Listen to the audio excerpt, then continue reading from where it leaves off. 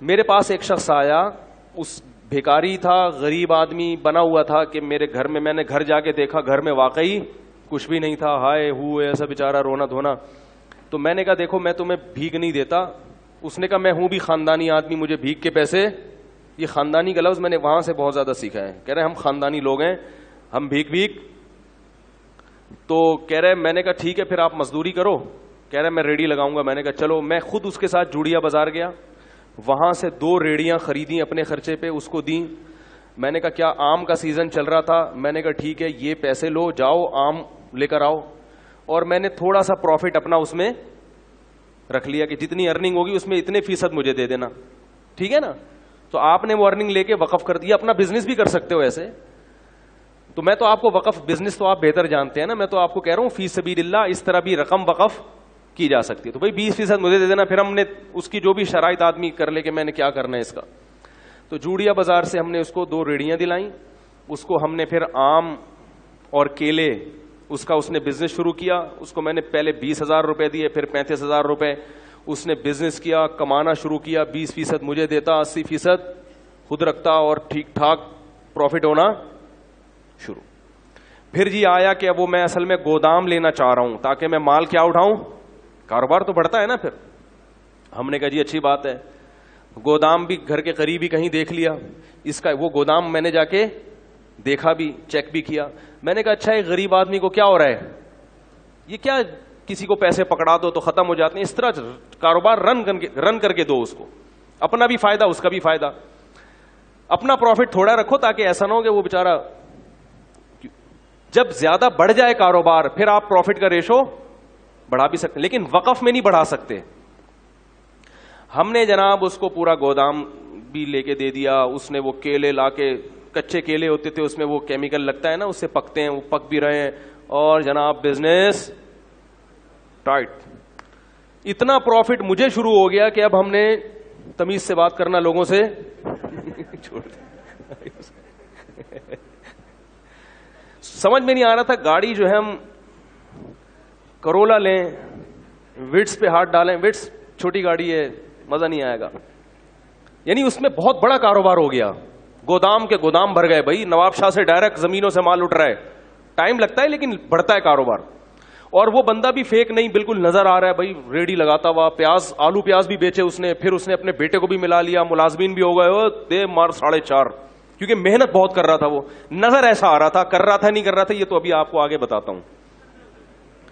اب لوگ میرے پاس آنے لگے, مفتی صاحب یار ہم بھی چاہتے ہیں اس کاروبار میں اپنا حصہ ڈالیں. میں نے کہا ٹھیک ہے بھائی, اگر وہ بندہ کما کے دے دیتا ہے تو بھائی قاری صاحب آپ بھی آ جاؤ, بھائی فلاں صاحب. شکر ہے ایک قاری صاحب ہی آئے, وہ بھی مالدار آدمی تھے. اس کے علاوہ پھر میں نے کسی سے, میں نے کہا نہیں بھائی اس کو ایک دیکھتے ہیں, ابھی چلنے تو دو, ابھی تو 1 سال بھی پورے طور پر نہیں ہو سکا. تو جی ہم اس کے گھر بھی جاتے تھے اور وہ ہمارے گھر آتے تھے. بڑا اچھا ماشاءاللہ ہمارا بزنس شروع ہو گیا, اس کو ٹھیک ٹھاک پروفٹ ہونا شروع. لیکن میں نے دیکھا کپڑے وہی اس کے چماروں والے. ہم تو سوچ رہے ہیں کہ چاند پہ پہنچے یا مریخ کا سفر کریں. ابھی امریکہ یورپ تو چھوٹی بات ہو گئی تھی ہمارے لیے نا, ٹھیک ہے, تو خلائی سیارے میں بیٹھتے ہیں, کہیں کائنات کی سیر کر کے آتے ہیں. تو بالآخر ایکسپورٹ کی بات شروع ہو گئی. بھئی اب کب تک غریبوں کی طرح ملک میں جو ہے وہ ٹرک خرید کے بیچتے رہیں ہیں, وہی کنٹینروں پہ بات آنی چاہیے. اب کیا خیال ہے؟ تو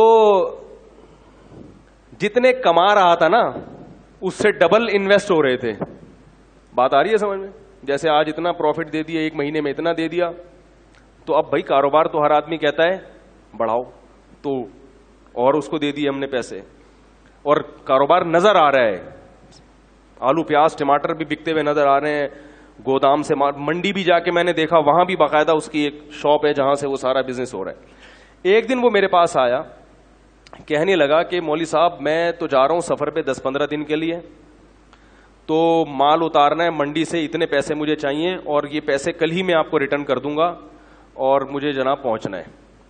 تو میں نے دے دیے اس کو. میں نے کہا یار یہ میرے حج کے پیسے ہیں, کیوں حج کی درخواست میں دینے والا تھا, یہ لے کے کہیں ایسا نہ کہہ رہا یار مسلمان کسی کے حج کے پیسے کھائے گا. ہم نے ایسے ایسے حرام خور دنیا میں دیکھے ہیں کہ آپ کو ہم کیا بتائیں. اس کا بیٹا وہ بیمار بنا ہوا تھا, اس نے کہا یار حج, ہم نے کیا کلمہ نہیں پڑھتے؟ بیانات میں بھی بیٹھتا تھا وہ آ کے اور کہتا تھا ہم سید ہیں, اور کہتا تھا مفتی صاحب پیسہ پکڑانے سے پہلے یہ دیکھو کہ بندہ خاندانی ہے یا نہیں ہے. سمجھ رہے ہیں؟ یہ بڑی گنتیاں سیکھی ہوئی ہوتی ہیں, تبھی کسی کی چکنی چپڑی باتوں میں مت آؤ. تو ہم نے وہ اس کو دے دی, ہم نے کہا چلو کل منڈی میں مل ہی جائیں گے. اس بندے نے رات کو محلے والوں کو جتنی جیبیں نچوڑ سکتا تھا سب کی جیبیں نچوڑی. دکان سے جو جنرل اسٹور تھا اس سے 2-3 مہینے کا راشن اٹھایا. اس نے کہا پڑوسی یہ کل دے دے گا پیسے.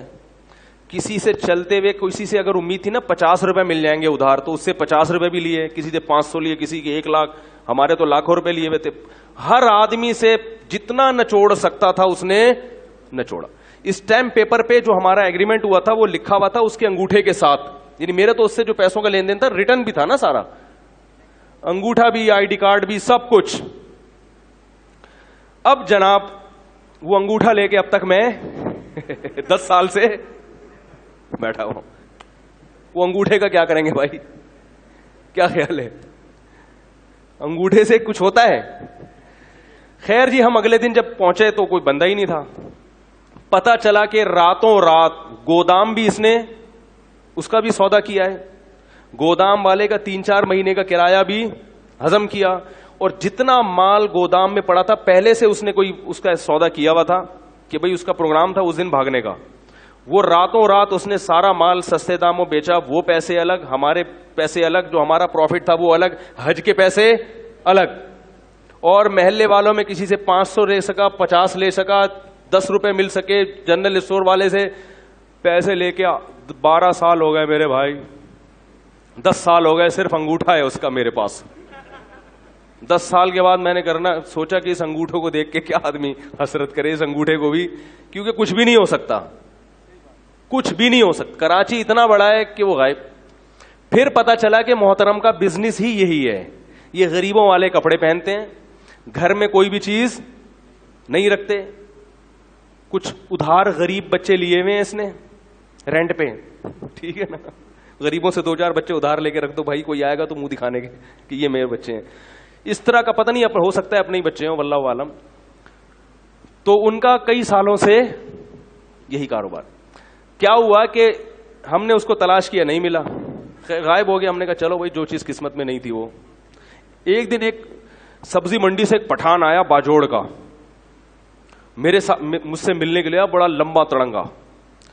کہنے لگا وہ بندہ تھا اس نے آپ کے پیسے لے کے بھاگا. میں نے کہا ہاں. کہہ رہے میں منڈی میں کئی سال سے کاروبار کر رہا ہوں, آج تک مجھے کسی نے چونا نہیں لگایا. پوری کہہ رہے میں اتنا ہوشیار آدمی ہوں کہ مجھے چونا لگانا آسان نہیں ہے. کہہ رہے کہ یہ آدمی مجھ سے کئی لاکھ روپے لے کے.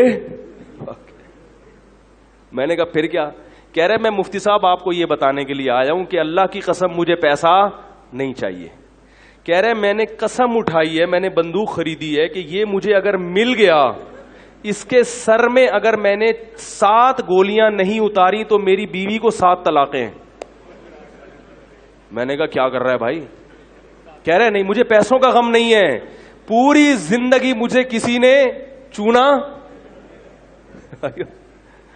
تو میں نے کہا جب اتنے بڑے فنڈر کو چونا لگ گیا تو بھائی ہم تو اس فیلڈ کے ہیں ہی نہیں. تو اس نے بندوق, اس نے کہا کہ مجھے بس یہ بتاؤ ہے کہاں, مجھے پیسے نہیں چاہیے. کہہ رہے میں نے اس کے سر میں کتنی گولیاں اتارنی ہیں, نہیں اتاری تو میری بیوی کو طلاق ہے. تو اس لیے یہ جو ریڑی ویڑی کا میں کہہ رہا ہوں نا, وقف کریں, کسی غریب کو ریڑی لے کے دے دیں تو وہ غریب ہو. بہت, میں یہ نہیں کہہ رہا کہ سارے فراڈی ہی ہوتے ہیں, لیکن واقعی دیکھیں اس فیلڈ میں فراڈیوں کا ریشو بولو بھائی زیادہ ہے. ویڈیو کے نیچے سبسکرائب کے بٹن پہ کلک کریں, بیل کے آئیکن پہ کلک کیجئے تاکہ ہر نئی ویڈیو کی نوٹیفیکیشن آپ کو مل جائے.